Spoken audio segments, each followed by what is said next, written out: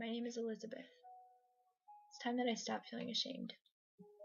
I'm tired of hiding who I am and how I became the woman that I am today. It's been a long road. I'm Elizabeth, and this is my HIV story. It all started when I was 20 years old. I was living in New York City, where I met the man of my dreams. He swept me off my feet, showed me a love that I never knew existed. A few months after we met, we were engaged and married that next fall.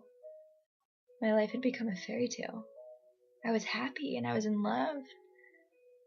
That is until my husband seemed to lose interest in me. He stopped coming home right after work. He would stay out till 2 or 3 in the morning. It was 2 years into our marriage, and I felt as if our happily ever after was crumbling beneath my feet. Things went on like that for a while, until I became pregnant with our only child, a daughter. He started coming home sooner. He was just there for a few years. Then he went back to his old ways, and I wondered why was I not worth coming home for? Why was our daughter not worth coming home for? One day, my husband came home from work early, but he was sicker than I had ever seen him in the past 10 years of our marriage. For 4 days, he lay in our bed feverish, sweaty, and restless. On the 5th day, I went to wake him up from a nap, but he was gone. He had just died in his sleep.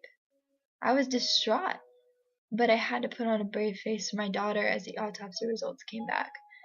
My husband had died from AIDS. My heart sank as the doctor strongly urged me and my daughter to get tested for HIV, and that's the moment that my entire life changed.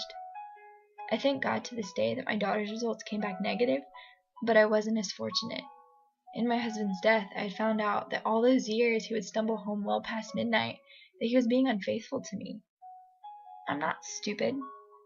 I had assumed this much, but the HIV was just too much for me to handle.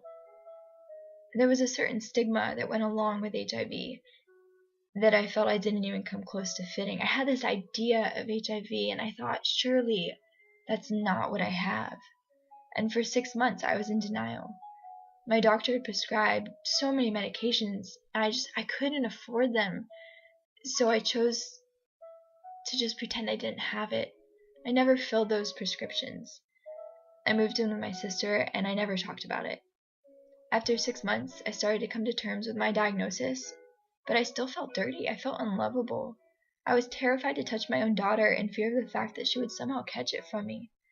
My sister started to pry, and I continued to shut down, until one day, I finally broke down to my sister. After a year of unemployment and neglect, I was finally beginning to see the light.